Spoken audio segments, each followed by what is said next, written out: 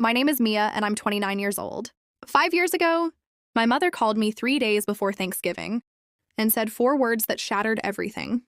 I thought I knew about family, love, and belonging. We don't have room. I remember the exact smell of the room when she said it. I was in my small studio apartment, the one with the drafty window and the radiator that hissed like a dying animal. I was mid-sip of a bitter, lukewarm coffee, staring at a half-finished brand identity for a local florist. Outside, a gray November sleet was turning the pavement into a slick, unforgiving mirror. "What do you mean, Mom?" I asked. I tucked the phone between my ear and my shoulder, my hands trembling slightly as I tried to keep my mouth steady. I already booked the train. I have the ticket right here on my desk. I'm bringing that sourdough stuffing Victoria likes. There was a pause on the other end. Not a thoughtful pause, but that sharp, pressurized silence my mother, Diane, used like a weapon. I could hear the distant clink of silverware in the background. She was probably polishing the good silver for the big dinner. "Victoria's new boyfriend is coming," she said, her voice as flat and cool as a marble countertop. "And his parents are joining us too. It's a big step for them, Mia. We're using the guest room for his parents, and Victoria needs her old room to get ready. With everyone there just isn't a place for you to sleep. We don't have room." I felt the heat rise in my neck, a familiar stinging prickle. "I can sleep on the couch?" "Mom, I've slept on the couch for the last 3 years. I don't mind." "No!" she snapped, the patience evaporating. "It would be too crowded. It changes the dynamic. Victoria wants everything to be perfect. We'll see you at Christmas, okay? Or maybe we'll just do a big brunch in January when things settle down. I have to go, the florist is at the door." Click. The dial tone was a long, low hum that felt like it was vibrating inside my skull. I set the phone down on the scarred wooden desk. The silence of my apartment suddenly felt heavy, like a physical weight pressing against my chest. I looked at the train ticket. $48. To me at 24, struggling to build a freelance design career while living on ramen and grit, $48 was a week's worth of groceries. To my mother, it was an inconvenience. I stood up and walked to the window. The sleet had turned to fat, wet flakes of snow that vanished the moment they touched the black asphalt below. I watched a father across the street struggle with a grocery bag, a bright orange pumpkin peeking out from the top. He was laughing, shielding a small girl from the wind with his coat. I thought about my father, Robert. He would have been sitting in his recliner during that call, probably reading the paper or watching the news. He would have heard her say it. He would have heard her tell his youngest daughter not to come home for the first time in 24 years. And I knew with a soul-crushing certainty that he hadn't said a word. He never did. He was a man of quiet kindnesses that never quite reached the point of courage. I walked to my small kitchen nook. I had already bought the ingredients for the stuffing. A loaf of expensive artisanal sourdough that was supposed to be a treat. A bundle of fresh sage that filled the tiny space with a sharp, earthy aroma. I picked up the sage and pressed it to my nose, closing my eyes. I was 24 years old, and I was the acceptable sacrifice. I was the person they could cut out of the frame so the picture looked better. I was the too much daughter. The too sensitive one. The one whose presence was a variable they didn't feel like solving for. I looked at the sourdough loaf on the counter. It looked lonely. I didn't cry. That was the strangest part. I waited for the sob to catch in my throat, for the hot tears to blur my vision, but there was nothing. Just a hollow, echoing coldness. I went back to my desk and closed the design file for the florist. I couldn't look at images of blooming flowers and vibrant colors. Something inside me went quiet. Not sad, not angry, just empty. But as the darkness settled in, something else settled too. A quiet decision I didn't even fully understand yet. If there was no room for me at their table, I was going to stop trying to pull up a chair. The silence that followed my mother's phone call wasn't just a lack of sound. It was a map. It traced the contours of every time I had been moved to the side, edited out, or asked to shrink so someone else could take up more space. As I sat there in the dim light of my studio, the memories started to unspool like an old film reel. I remembered my 10th birthday. I wanted a small party at the local pottery studio. Just 3 friends and a chance to get my hands messy with clay. But Victoria had a cheerleading regional that same weekend. "We'll do yours next weekend, Mia," my father had said. His eyes fixed on the television, his hand resting briefly on my shoulder before retreating. "Your sister worked so hard for this. We have to be there to support her." Next weekend never came. By then, Victoria had won a trophy, and the house was filled with her celebration.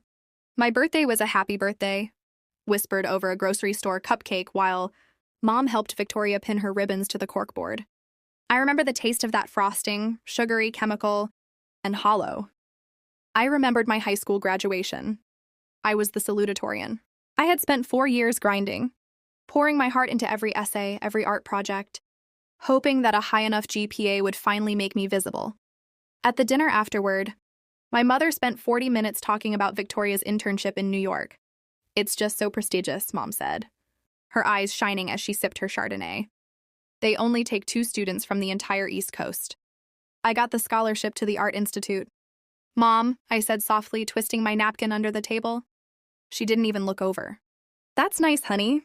Robert, did you hear what Victoria said about the housing stipend?" My father caught my eye for a fleeting second. He reached over and squeezed my hand under the table, a secret silent acknowledgement. But he didn't redirect the conversation. He didn't say, "Wait, let's talk about Mia." He chose the path of least resistance. He chose the quiet life. I realized then, staring at the sage on my counter at 24, that I had been auditioning for a role in my own family for my entire life. I was the understudy who was never called to the stage. Pulled out a dusty photo album from the bottom of my bookshelf. I flipped through the pages, looking for a photo where I was the center of the frame. In almost every shot, I was on the edge. I was the one holding the camera, or I was standing a foot apart from the trio of Mom, Dad, and Victoria. There was one photo from a beach trip when I was 7. I was covered in sand, holding up a crooked, lopsided sandcastle I'd spent all morning building. I looked so proud. But the focus of the camera was slightly blurred on me, because Victoria was in the background, mid-jump into the waves, perfectly sharp and vibrant, even then. I was the background noise. "Hey, sis, Mom told you about the seating thing, right? Sorry. It's just going to be so tight with the Miller family here. I'll send you pics of the turkey. Hope you have a cozy night in XOXO. A cozy night in." She saw my exile as a lifestyle choice. A chance for me to catch up on my little drawings. I stood up and walked to my bathroom, splashing cold water on my face. The mirror showed a woman with dark circles under her eyes and a mouth set in a hard, straight line. I looked like someone who had been waiting for a bus that was never coming. Walked back to the kitchen and picked up the sourdough loaf. I felt the crust hard and unyielding. I picked up my phone and opened my contacts. I scrolled past Mom, past Dad, past Victoria. My finger hovered over a few names, friends from college, who I knew were headed to their own bustling, crowded family homes. I couldn't bring myself to call them. I didn't want to be the pity invite. I didn't want to be the person squeezed into the corner of someone else's joy just because my own family had run out of room. I sat in my apartment as the sun went down, watching the shadows stretch across my floor. The radiator hissed again, a lonely, mechanical sound in the stillness. My father had a chance to choose me. He could have called me back. He could have told my mother that if there wasn't room for his daughter, there wasn't room for the Millers. But he chose silence instead. And in that silence, I finally heard everything I needed to know. I closed the album. The thud of the cover sounded like a door closing. I thought about Victoria. I didn't hate her. It's hard to hate someone who doesn't even realize. They're breathing all the oxygen in the room. To her, my exclusion was a logistical necessity. She had texted me an hour after Mom's call. The morning of Thanksgiving arrived with a cruel, mocking brightness. The sun reflected off the frozen slush on the street, sending shards of white light through my dusty blinds. Usually, this was the day I'd be rushing to the station, the smell of my mother's famous spiced nuts already living in my imagination. But this year, the only thing in the air was the scent of stale coffee and the metallic tang of the radiator. Stayed in bed until noon. It was a protest of one. I stared at the ceiling, tracing a water stain that looked vaguely like a bird with a broken wing. My phone sat on the nightstand, a silent black slab. I knew what was happening 300 miles away. My mother would be fluttering around the dining room in her silk blouse, placing the name cards she'd spent an hour calligraphing. Victoria would be laughing with the Millers, showing off her engagement ring, the one I'd only found out about through an Instagram post. I finally dragged myself up when the hunger became a dull, physical ache. I opened my fridge, a carton of eggs with 2 left, a jar of pickles, a half-used container of Greek yogurt. I looked at the sourdough on the counter. It was 3 days old now, starting to lose its spring. I thought about making the stuffing anyway, just for the smell of it, but the idea felt pathetic. Cooking a feast for a ghost seemed like a faster way to break. my heart than just starving. Ended up eating a bowl of cereal, sitting on the floor in my oversized sweater. The milk was slightly turned, leaving a bitter aftertaste on my tongue. Clink, clink, clink. I could hear the family in the apartment above me. Footsteps hurried across the floor. Laughter muffled by the ceiling. I could hear the scraping of chairs, the sound of people making room for one another. Every burst of muffled joy from above felt like a physical blow. By 4 p.m., the silence in my apartment became deafening. It was the kind of quiet that makes your ears ring. I reached for my phone. I wanted to see if anyone had noticed I was missing. I opened Instagram. Big mistake, there it was, a reel posted by Victoria. The camera panned over a table overflowing with golden brown turkey, glazed carrots, and 3 different types of pie. The lighting was warm, amber, and perfect. My mother was beaming, clinking a crystal flute of champagne with a woman I didn't recognize. My father was in the corner, smiling that small, hesitant smile, holding a glass of scotch. The caption read, "So grateful for the family we have and the family we choose. Full hearts and full bellies. Family first to Thanksgiving. Blessed family we choose." The irony was a jagged blade. They hadn't chosen me. They had chosen a dynamic. They had chosen a perfect aesthetic over their own flesh and blood. I looked at my father's face in the background. He looked content. He didn't look like a man who was missing his youngest daughter. He looked like a man who was relieved that the dynamic wasn't being disrupted by my inconvenient presence. Threw the phone onto the couch. The bitterness rose in my throat, hot and thick. I realized then that I was waiting for a bottom that didn't exist. I was waiting for them to feel the void I left behind, but there was no void. They had simply closed the gap I used to occupy. I was a puzzle piece from a different set, forced into a picture where I never quite fit, and now that I was gone, the image finally made sense to them. I caught my reflection in the darkened window. I looked small. I looked like a girl who was waiting to be rescued. But the realization hit me with the force of a tidal wave. No one was coming. No one was going to realize they'd made a mistake. No one was going to drive through the snow to pick me up. The despair was a cold, heavy blanket. I sat on the edge of my bathtub and let out a sound that wasn't a cry, it was a low, guttural moan of pure, unadulterated loneliness. I felt like I was disappearing. Like if I didn't speak to another human soul soon, I would simply evaporate into the gray New York mist. I looked at my coat hanging on the back of the door. "Enough," I whispered. My voice sounded strange and raspy in the empty room. I grabbed my coat. If I was going to eat Thanksgiving dinner alone, I was going to do it somewhere with actual food, with light, with life. I just had to find a restaurant that was still open. I didn't care if it was a Greasy Spoon or a 24-hour diner. I just needed to hear the sound of other people's silverware. I stepped out into the hallway, locking my door behind me. As I walked down the stairs, the smell of roasting turkey from the other apartments followed me like a taunt. I hit the street, the cold air biting at my cheeks. The city was eerie, quiet, yet pulsing with the private celebrations happening behind every glowing window. I started walking, my boots crunching on the frozen salt, looking for a sign of life in the darkness. I walked for 6 blocks, my breath hitching in the frigid air, until I saw a pool of warm, amber light spilling onto the sidewalk. It came from a small bistro called The Hearth. It was supposed to be closed, but the open sign was flickering weakly, and I could see silhouettes moving inside. I pushed the door open. A bell chimed, a bright, silver sound that sliced through the heavy silence of the street. The heat hit me first, smelling of rosemary, roasted garlic, and something sweet like mulled cider. Then the sound. It wasn't the polite, curated chatter of my mother's dinner parties. It was a roar of laughter, the clatter of heavy ceramic plates, and the soul-stirring notes of a jazz record playing in the corner. A woman with a crown of silver hair and a bright, yellow apron looked up from a long table set in the middle of the dining room. This wasn't a restaurant service. It was a private gathering. My heart sank. I started to back away. "Oh, I'm so sorry," I stammered, my hands tightening on my coat. "I thought you were open. I'll just—" "Nonsense," the woman said. Her voice was like a warm blanket, thick, rich, and steady. She walked toward me, wiping her hands on her apron. This was Eleanor. She didn't look at me with the polite pity I expected. She looked at me with a piercing, kind intensity, as if she were reading the story, written in the red of my nose and the hollowness of my eyes. "We are open," she said, reaching out to touch my arm. Her hand was warm, even through my heavy sleeve. Just not for business. We're open for family. And you look like you're missing yours. I am, I whispered. The honesty of it felt like a physical weight leaving my body. They didn't have room for me.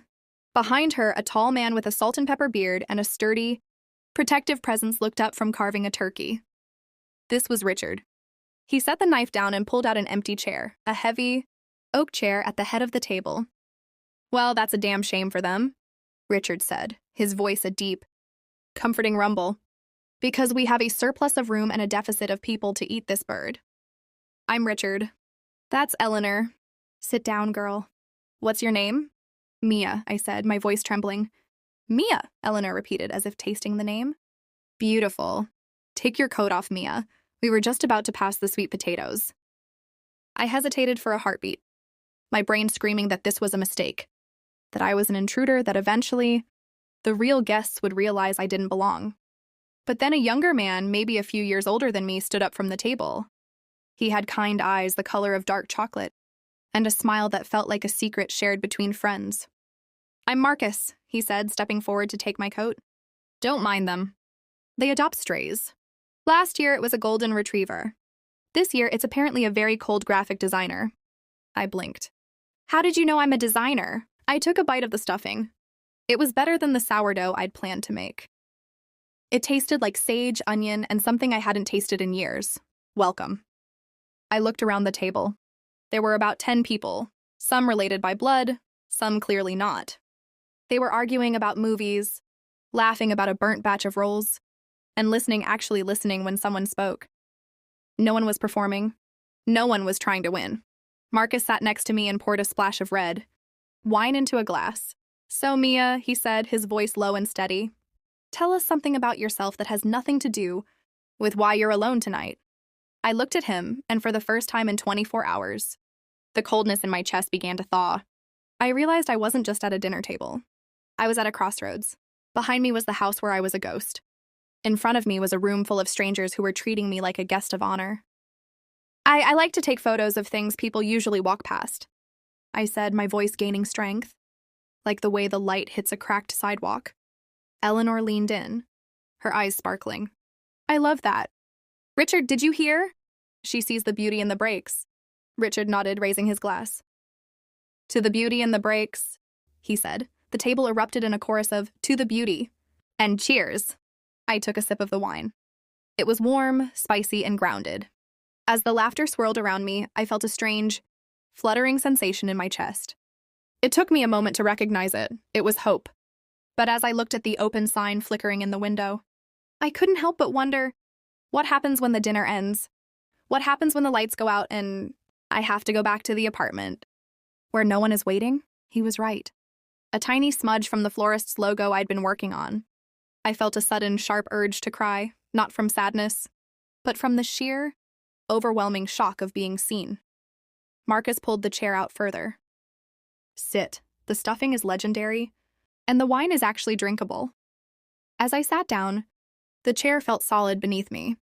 For the first time in my life, I wasn't perched on the edge of a seat, ready to jump up and help, ready to disappear if the room got too full.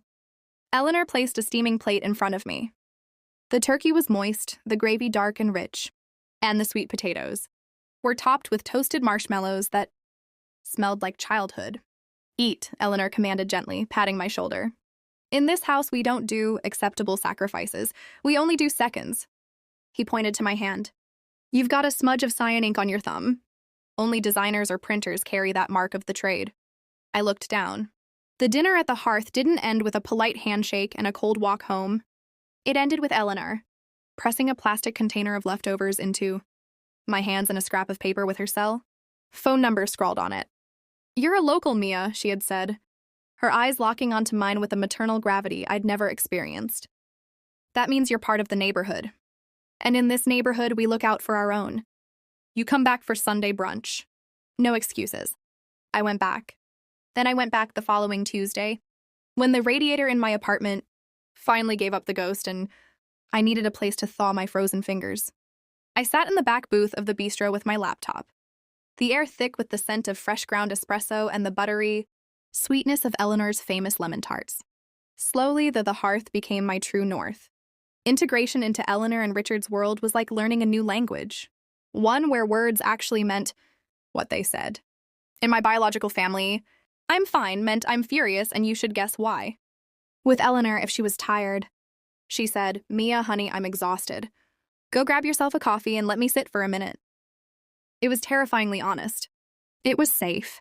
One rainy Tuesday in December, Eleanor sat down across from me. She reached out and tucked a stray strand of hair behind my ear. "You're still waiting for the rug to be pulled out, aren't you?" she asked softly. I froze, my fingers hovering over the keyboard. "I don't want to overstay my welcome, Eleanor. I know you have a real family. I'm just the girl from Thanksgiving." Eleanor let out a soft, huffing laugh. She took my hand, her skin lined and soft like well-loved leather. "Family isn't a finite resource. Mia, it's not a pie where if I give you a slice, there's less for Marcus or Richard. It's a fireplace. The more wood you add, the warmer everyone gets." I felt a lump form in my throat, a familiar guest. My mother always said I took up too much room, that my needs were inconvenient. "Your mother was looking through a very small lens," Eleanor said firmly. She wanted a still life. "We want a landscape. Landscapes have room for everything, the storms, the sun, and the messy parts in between." That was the day the healing really began. It wasn't a sudden explosion of joy. It was a slow, steady drip of belonging. It was Richard asking for my professional opinion on the new menu design.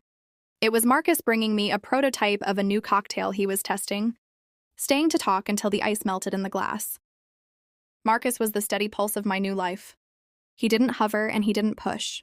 He just appeared. He appeared with an extra umbrella when the sky turned charcoal. He appeared with a bag of salt for my icy front steps. One evening, as we were closing up the bistro together, the smell of rain on hot pavement drifted through the open door.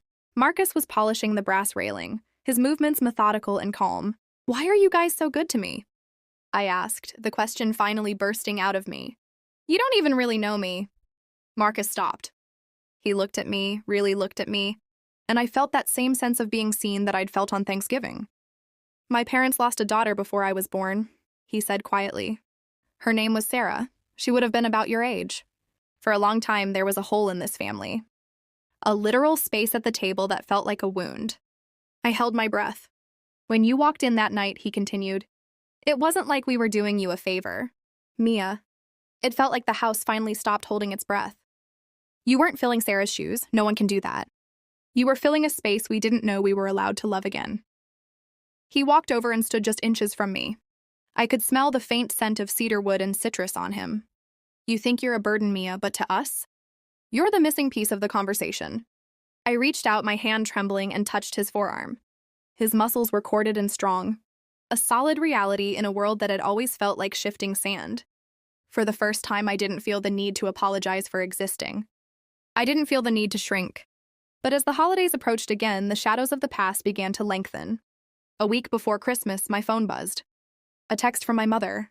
"Mia, we've decided to do a small dinner on the 24th. Victoria's in-laws can't make it. So there's an opening. Let us know by tonight if you're coming so I can adjust the catering order." An opening. Like I was a cancellation at a dentist's office. I looked at the phone, then I looked at Eleanor, who was laughing with Richard in the kitchen, their shadows dancing on the wall in the golden light of the bistro. I felt a cold shiver of the old fear. The fear that if I didn't go, I'd lose them forever. But then I looked at Marcus, who was watching me with a worried brow, ready to catch me if I stumbled. I realized I had two homes now. One made of blood and obligation, and one made of bread and choice. And for the first time in my life, I knew exactly where I belonged. The text from my mother sat on the screen like a cold, dead thing.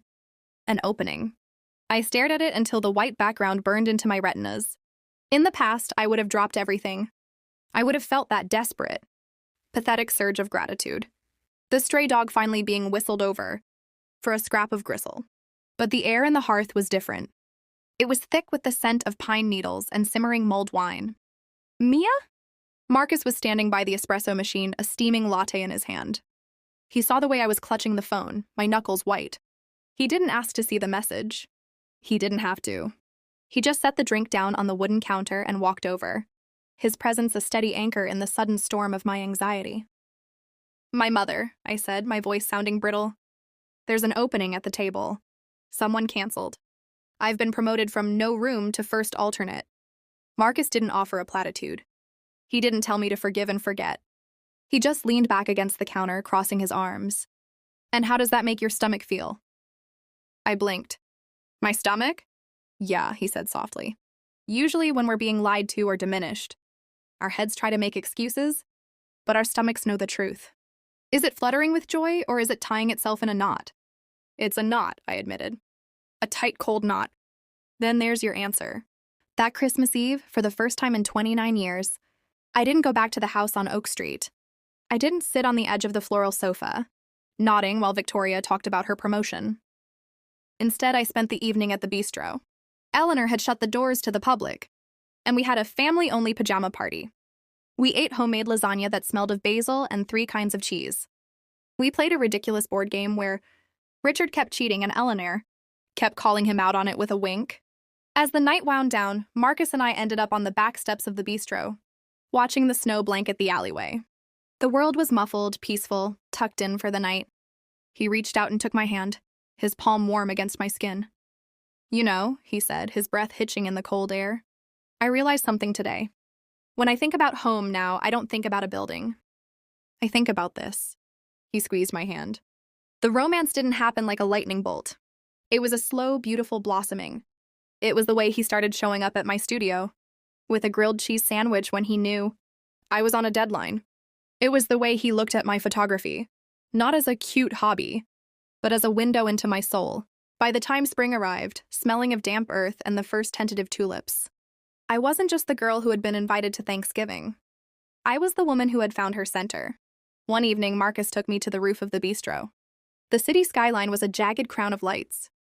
He didn't go down on one knee right away. He just stood there, looking out at the world. Holding me close, Mia, he said, his voice thick with emotion. I've spent my whole life watching my parents build this place. I watched them take people in and turn strangers into family. I always thought I'd do the same. But I didn't realize that the most important person I'd ever find would be the one who walked in through that door when the sign said closed. He pulled a small velvet box from his pocket. Inside was a ring, not a flashy.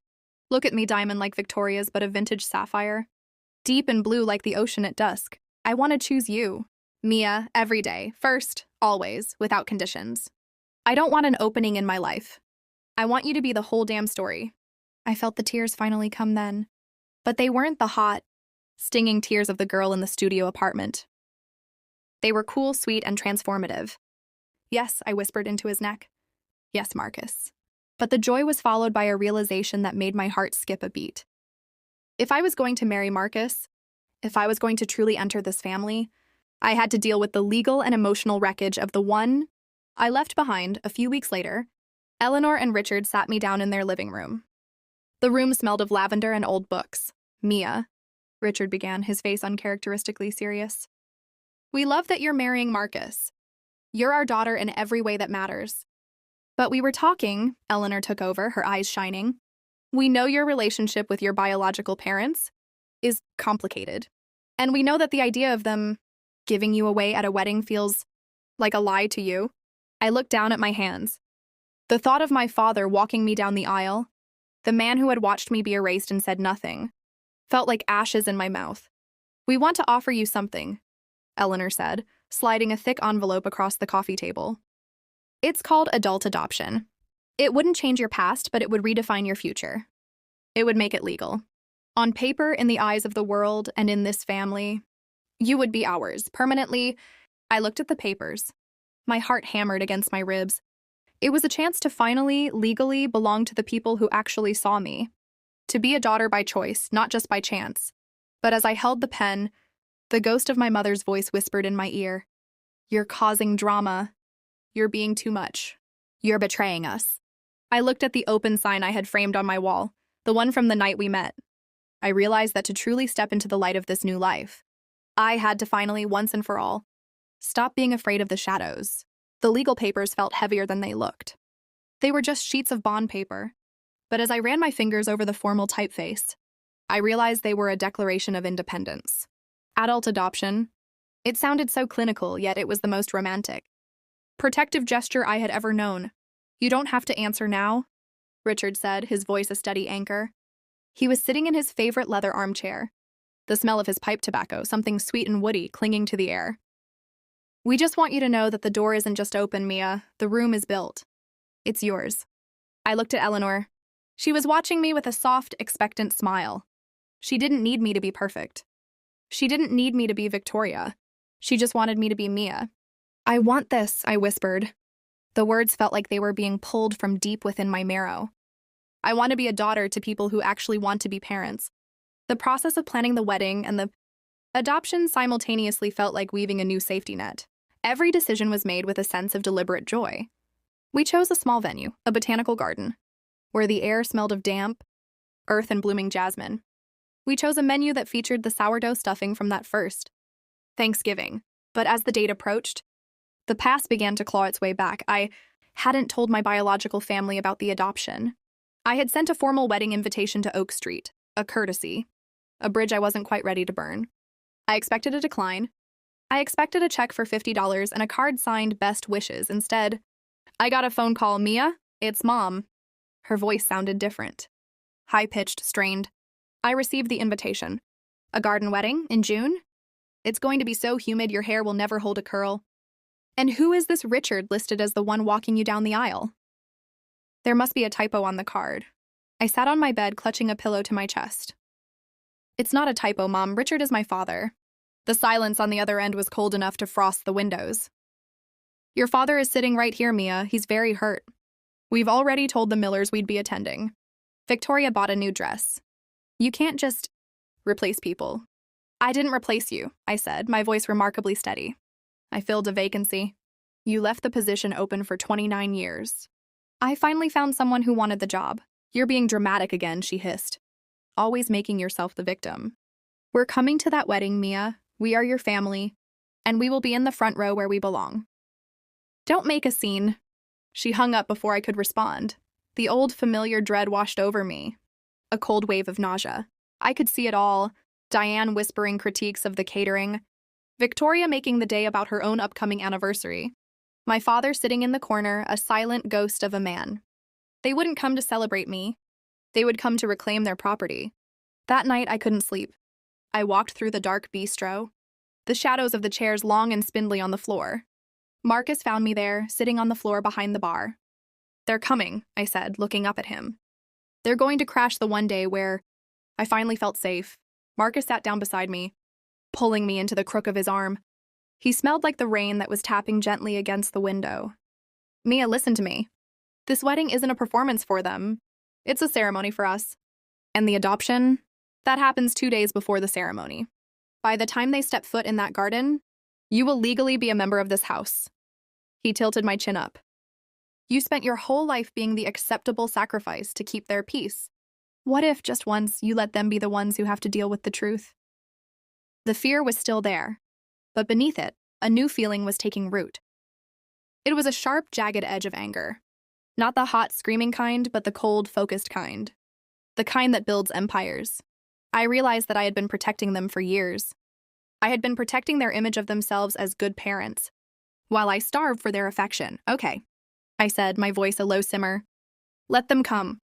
The days leading up to the adoption hearing were a blur of nervous energy. Standing in that small courtroom with Eleanor and Richard felt more sacred than any church service.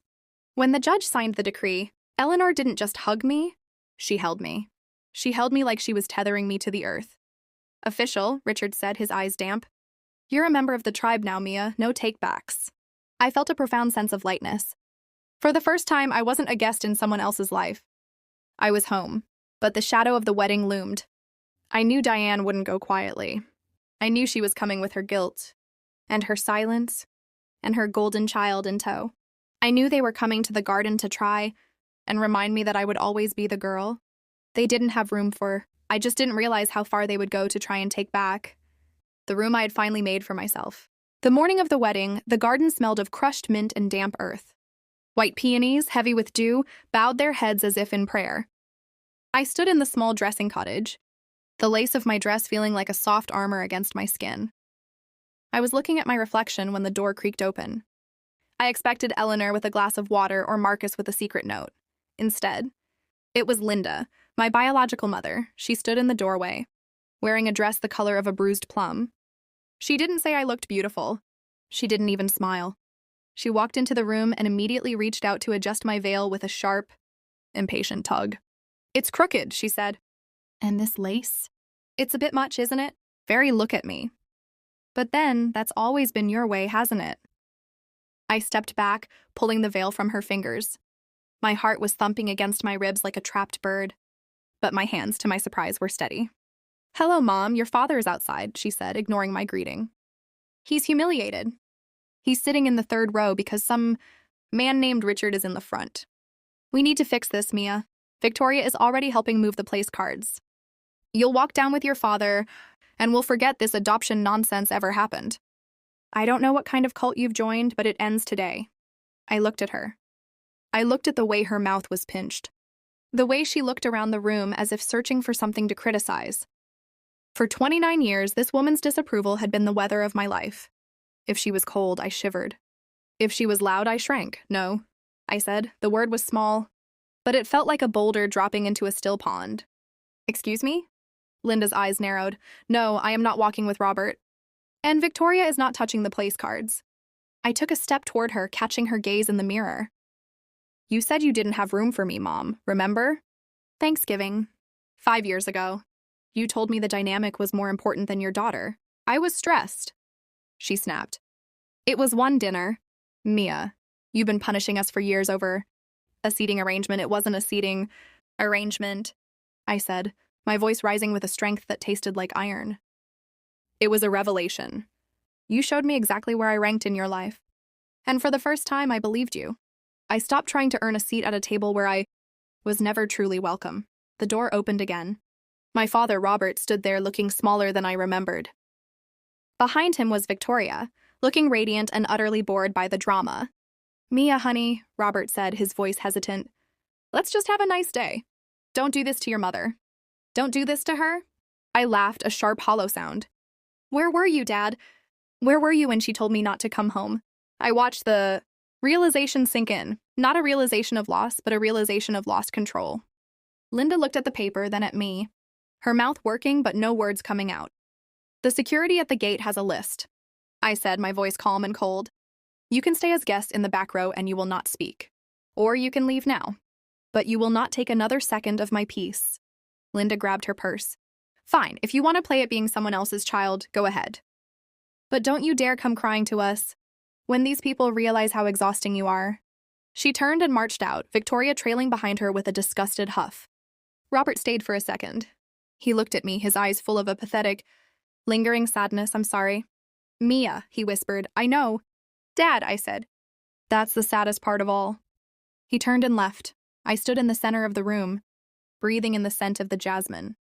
My heart was racing, but I felt incredibly, impossibly light.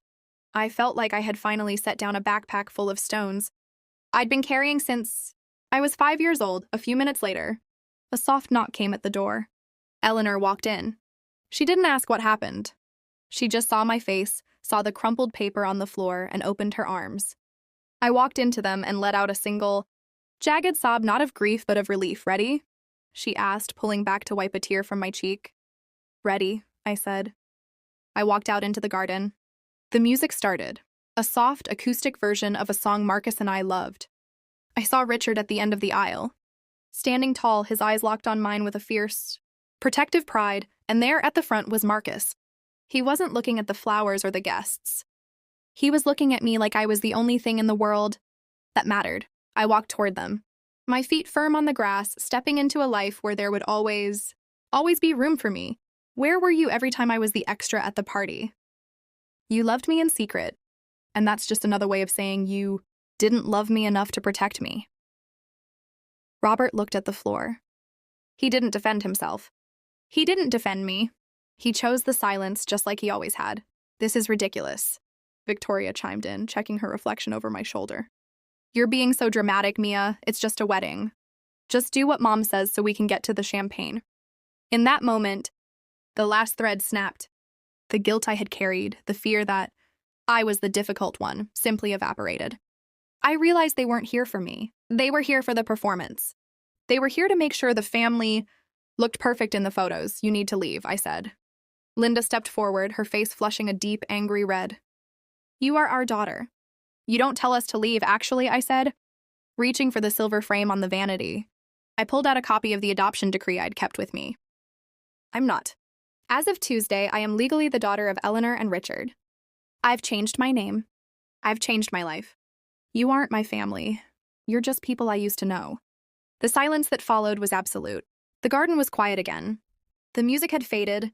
The guests had drifted toward the reception tent, and the sharp, acidic presence of my biological family had evaporated like mist in the morning sun. They had chosen to leave. Of course they had. They couldn't be in a room where they weren't the directors of the play. As I stood by the koi pond with Marcus, the smell of damp moss and expensive champagne lingering in the air, I felt a strange, shimmering stillness. You did it, Marcus whispered, his thumb tracing the line of my jaw. You finally said it out loud. I didn't just say it, I said, leaning my forehead against his. I felt it. For the first time, I wasn't waiting for the other shoe to drop. I was the one who let it go. The weeks following the wedding were a season of deep, quiet exhales. I moved my things out of the drafty studio and into the apartment above the bistro, a space that smelled of yeast and old wood and Marcus's cedarwood cologne. We spent our mornings drinking coffee in bed, watching the city wake up through windows that actually closed all the way. One rainy Tuesday, a month after the wedding, a thick cream envelope arrived in the mail. No return address. I knew the handwriting immediately. My mother's sharp, aggressive cursive that always looked like it was trying to stab the paper. I sat at the small kitchen table, the sound of the rain drumming a steady rhythm against the glass. I opened it. There was no "Dear Mia," no congratulations, just a single sheet of paper. I hope you're happy with the spectacle you made of us. Your father hasn't slept in weeks. Victoria had to explain to the Millers why her sister is legally a stranger now. You always had to be the center of attention, didn't you? Even if it meant burning down your own home. Don't contact us. We've moved your boxes into the garage. Come get them by the 1st or they're going to the Goodwill. I read it twice. 5 years ago, this letter would have leveled me. It would have sent me into a spiral of apology and self-loathing. I would have been on a train by sunset, begging for a chance to explain. But as I sat there, smelling the rosemary chicken Eleanor was roasting downstairs, I felt nothing, not anger, not even sadness, just a profound sense of closure. It was the final confirmation that I had made the right choice. She wasn't mourning a daughter. She was mourning an audience member. I folded the letter back into the envelope and walked it over to the trash can. Everything okay?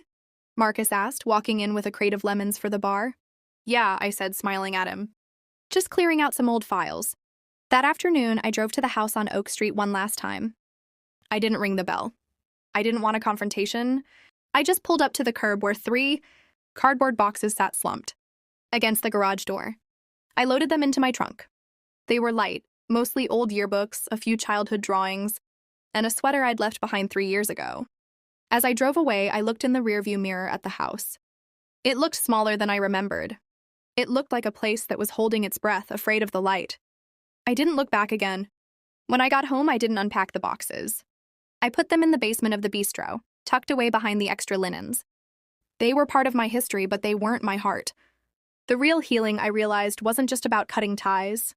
It was about what I grew in the space they left behind. I started a new photography series. I called it The Chosen Path.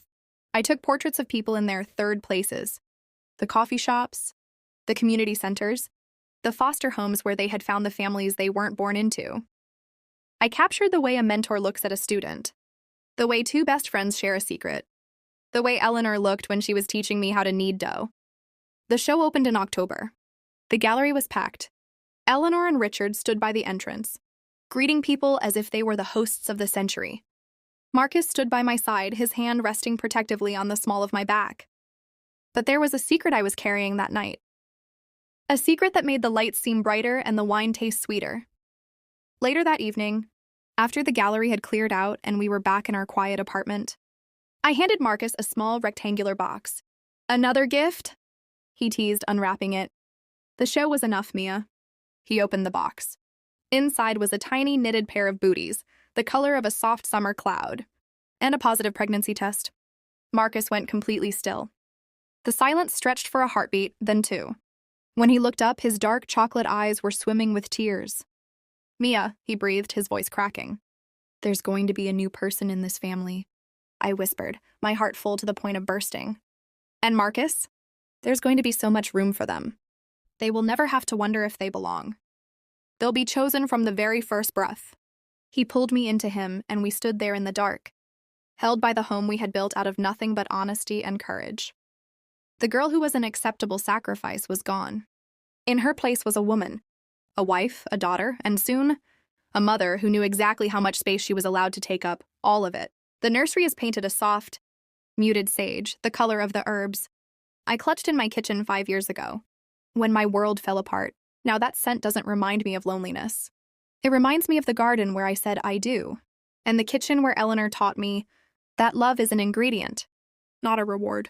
I am 34 years old now. My daughter, Sarah Eleanor, is 6 months old. She is currently fast asleep in her crib, her tiny fist curled near her cheeks, her chest rising and falling in a perfect rhythmic piece. She doesn't know what it feels like to be an inconvenience. She doesn't know that some people view family as a limited seating chart. In her world, the table is infinite. Sometimes I sit in the rocker and look at the photos on the wall. There is one of Richard holding her for the first time, his rugged face crumpled with a joy so fierce it brought the nurses to tears.